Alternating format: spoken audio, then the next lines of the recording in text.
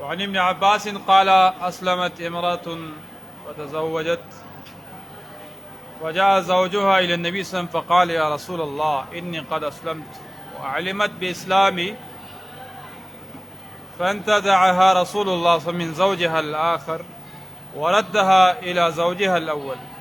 وفي رواية أنه قال إنها أسلمت معي فردها علي. رواه أبو داود.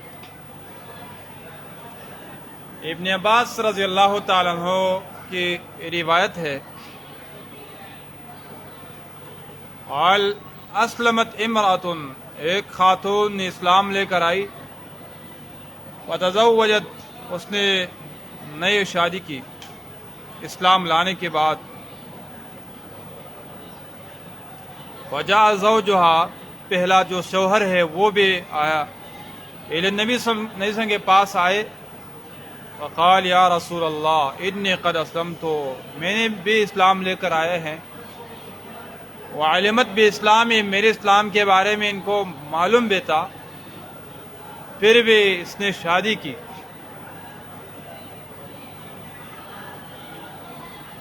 یہ قانون ہے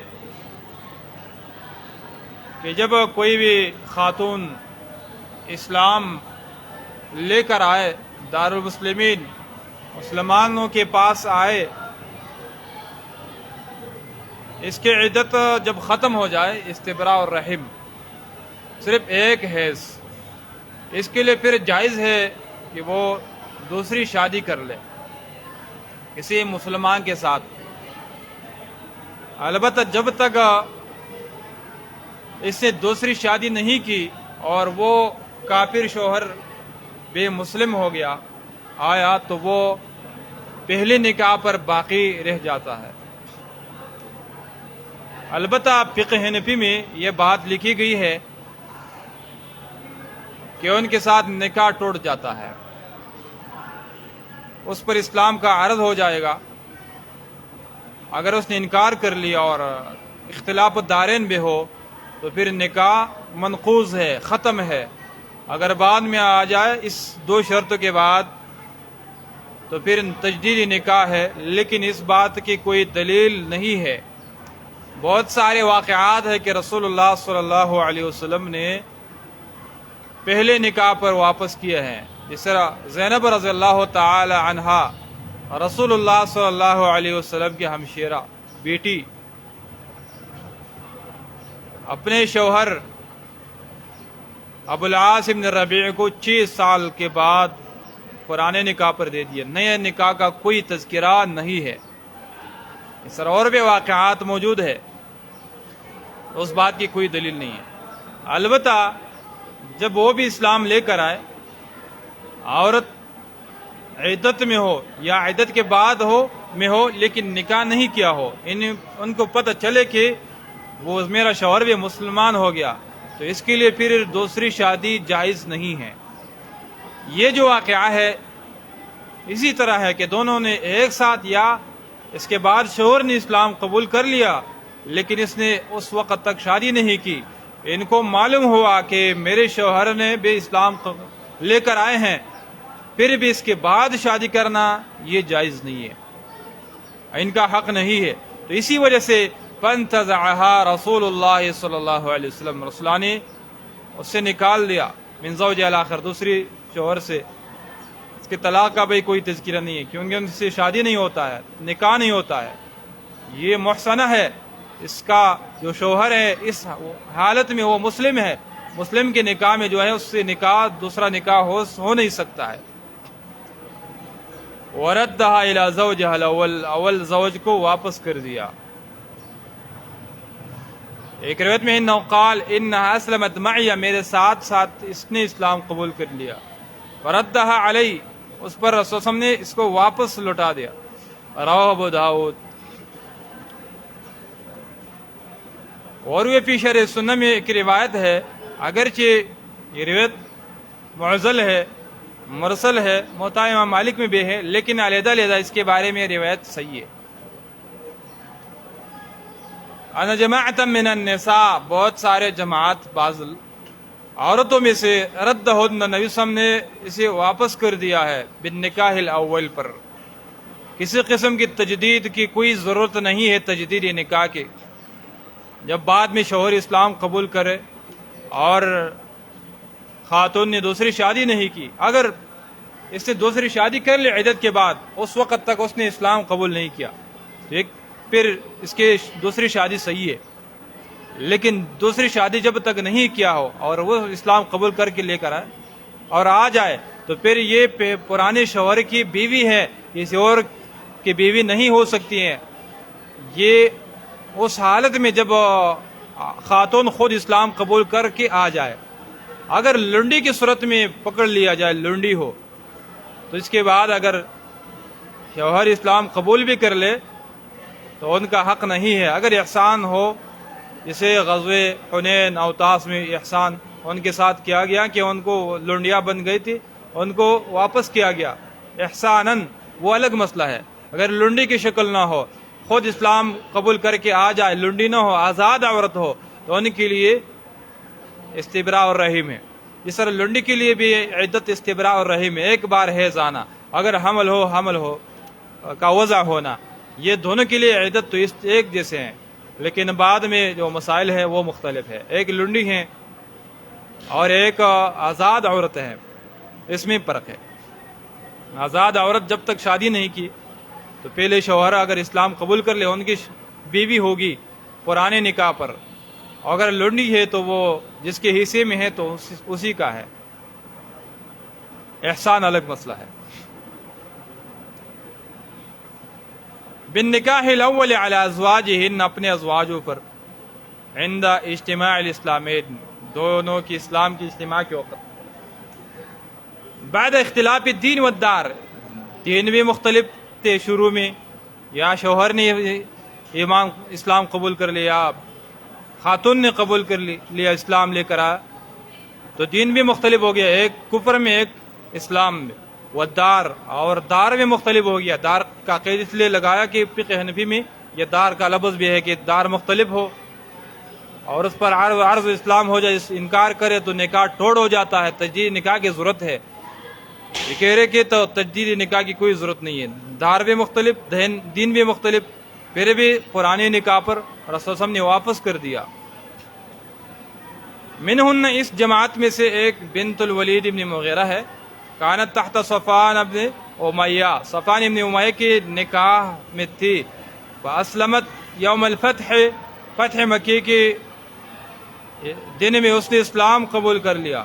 وہرب زوجہا من الاسلام، اس کے زوج اسلام سے بھاگا، اسلام سے نفرت کر کے بھاگا، اسلام کی قبولیت سے۔ ویسے امن کا اعلان تو ہوا تھا، موت کے خوف سے نہیں بھاگا، لیکن اسلام سے بھاگا، اتنا نفرت۔ فبعث الیہ ابن عمی، اپنے چچا کا بیٹا وہب بن عمیر، رسول اللہ صلی اللہ علیہ وسلم نے اس کو بھیجا، برداء رسول اللہ کی رضا بھی ساتھ لے کر گیا، نشانی کے لیے، امن کی نشان، اماناً لصفوان، اس میں امان تھے صفوان کے لیے کہ صفوان کے لیے امان ہے، انہیں بلائے کہ آ جائے۔ فلما قدما، جب وہ آ گئی، جعل له رسول اللہ صلی اللہ علیہ وسلم تسیر 4 اشہر، رسول اللہ صلی اللہ علیہ وسلم نے اس کے لیے 4 مہینے کی جو آسانی ہے کہ وہ امن میں گھومے پھرے، 4 مہینوں میں ان کے لیے امن ہے، حتی اسلم، یہاں تک کہ پھر اس کے دوران اس نے اسلام بھی قبول کر لیا، مہلت دے دی رسول اللہ صلی اللہ علیہ وسلم نے۔ جب اسلام قبول کر لیا، فاستقرت عنده، تو یہ بنت الولید بن مغیرہ ان کے ساتھ برقرار رہ گئی، تجدید نکاح نہیں ہوئی۔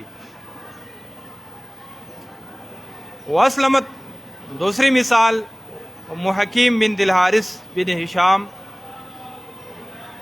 اس نے اسلام لے کر آئے، امرت عکرمہ بن ابی جہل کی بیوی ہے، یوم الفتح مکہ، وہرب زوجہا من الاسلام، اس کے زوج بھی اسلام سے بھاگا، حتی قدم الیمن، یہاں تک کہ یمن آئے، فرتحلت حکیم نے بھی اس کے پیچھے سفر کر لیا حتی قدمت علیہ الیمن، ان کے پاس آئے، یمن تک پہنچ گئی۔ حرص کرتی تھی کہ میرے شوہر بھی مسلمان ہو جائے۔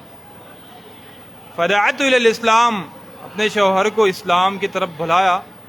فاسلم، اس نے اسلام قبول کر لیا۔ فثبتا علی نکاحہما، دونوں اپنے پرانے نکاح پر رہ گئے۔ رواه مالک عن ابن شهاب مرسلا، یہ روایت اگرچہ مرسل ہے، مختلف علیحدہ تائیدات اس کی ہے۔ الفصل الثالث عن ابن عباس قال حرم من النسب 7، یہ بات پہلے گزر چکی ہے کہ نسب سے 7 خواتین حرام کی گئی ہیں، ان سے نکاح کرنا۔ ومن السحر 7، اور سحریت سے بھی 7 حرام کر دی گئی ہے۔ ثم قرأ، پھر اس آیات کو تلاوت کی، حرمت علیکم امہاتکم، البخاری، اس آیات کے اندر یہ 7 نسبی ذکر ہے۔ اصول، فروع، اخوا، بہن، بتیجی، بانجی، عمہ، خالہ، یہ 7 ہے۔ میں نے ایک 8ویں کا تذکرہ بھی کیا تھا، حلائل ابنائکم،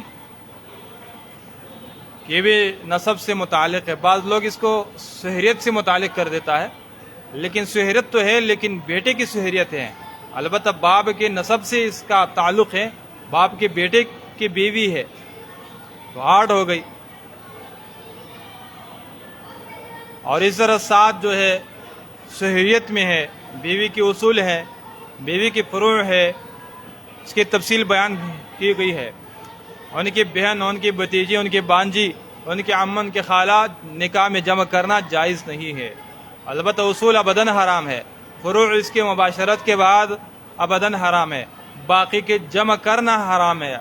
اگر بیوی کو طلاق دی جائے یا مر جائے تو پھر ان کی جو بہنیں ہیں، بتیجیاں، بانجیاں، عمہ، خالہ، اس سے پھر نکاح کرنا جائز ہے۔ عن عمرو بن شعیب عن ابیہ عن جدہ ان رسول قال ایما رجل نکح امرأة فدخل بها، یہ ایک روایت ہے یہ کہ قرآن کے نص کے مطابق ہے، بالکل بعینہ، جو بھی بندہ اس نے نکاح کیا ایک خاتون سے، فدخل بها، اسے دخول بھی ہوا، مباشرت ہوا، فلا يحل له نکاح ابنتها، اس کے لیے جائز نہیں ہے کہ ان کی بیٹی جو ہے ان سے نکاح کرے، کسی دوسرے شوہر سے جو بیٹی ہے ان کے پاس، اس سے نکاح کرنا پھر ابداً حرام ہو گیا۔ وَإِن لَّمْ يَدْخُلْ بِهَا، اگر اس سے دخول نہیں ہوا، فَلْيَنْكِحْ ابْنَتَهَا، پھر اس کی بیٹی سے نکاح کر سکتا ہے۔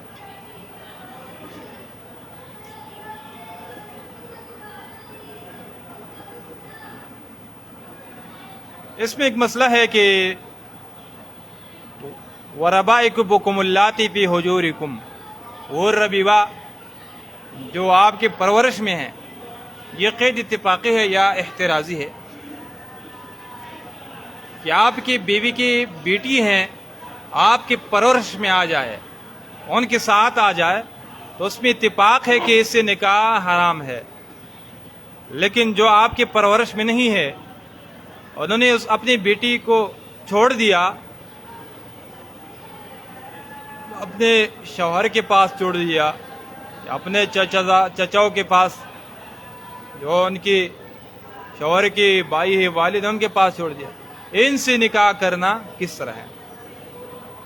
ابداً حرام ہے یا کہ نہیں ہے؟ جب آپ کی بیوی ختم ہو جائے، ایک ساتھ تو جمع مناسب نہیں ہے، صلہ رحمی ہے، لیکن حرمت ابدی میں اختلاف ہے۔ علی رضی اللہ تعالیٰ عنہ اور عمر رضی اللہ تعالیٰ عنہ کا قول ہے کہ اس سے نکاح جائز ہے، کیونکہ قرآن میں قید ہے فی حجورکم، جب آپ کی پرورش میں ہو تب حرام ہے، تو مفہوم مخالف یہ ہے کہ آپ کی پرورش میں نہیں ہو تو پھر حرام نہیں ہے۔ اور ابن حزم نے اس قول کی تائید کی ہے مضبوطی سے۔ دوسرا قول عام جمہور علماء کا ہے جو کہ اکثر اہل علم ہے کہ یہ قید اتفاقی ہے، عموماً آپ کی پرورش میں آتی ہے، اور ایک علت بھی ذکر ہے کہ آپ کے پرورش میں ہے، آپ کی بیٹی جسے ہے تو اس وجہ سے اس سے نکاح صحیح نہیں ہے۔ اگر آپ کے پرورش میں نہیں ہے تب بھی اس سے نکاح کرنا جائز نہیں ہے، ابداً حرام ہے۔ اور یہ راجح قول ہے کیونکہ ایک روایت میں بھی ہے لا تعرضن علی بناتکن، آپ میرے اوپر اپنے بنات پیش مت کریں نکاح کے حوالے سے۔ اس طرح خوات کے بارے میں بھی ہے۔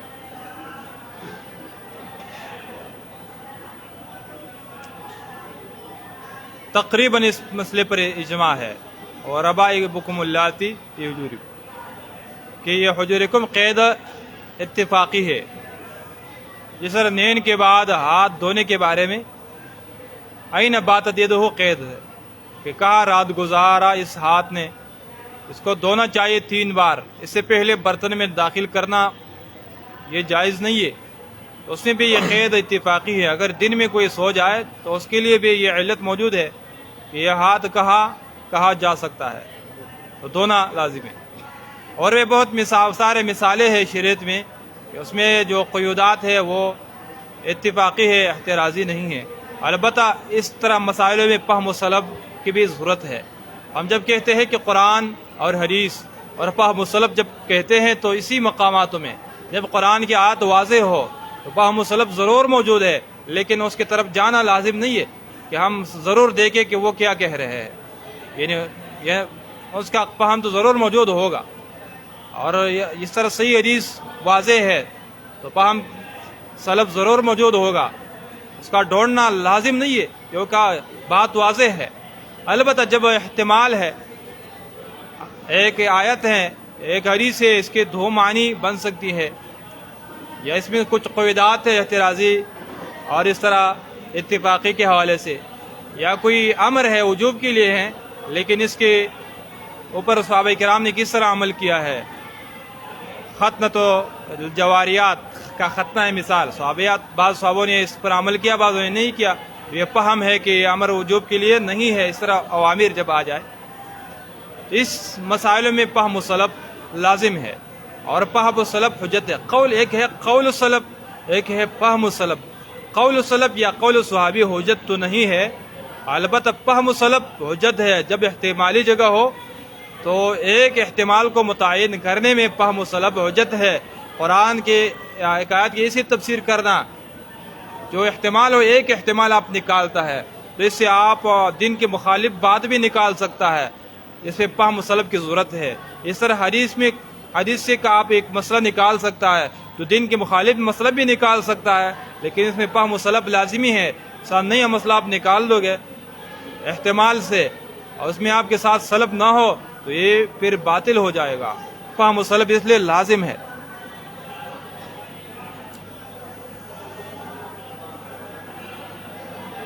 وَإِلَّمْ يَدْخُلْ بِهَا، اگر اس کی والدے سے دخول مباشرت نہیں ہوا ہو اور اس کے ذہن میں آ گیا کہ چلو اس کے بیٹی سے نکاح کرتا، اس سے نہیں، اس کو طلاق دو پھر اس کے بیٹی سے نکاح کرے، یہ جائز ہے۔ یا مباشرت سے پہلے وہ مر جائے تو پھر بھی اس کی بیٹی سے نکاح جائز ہے۔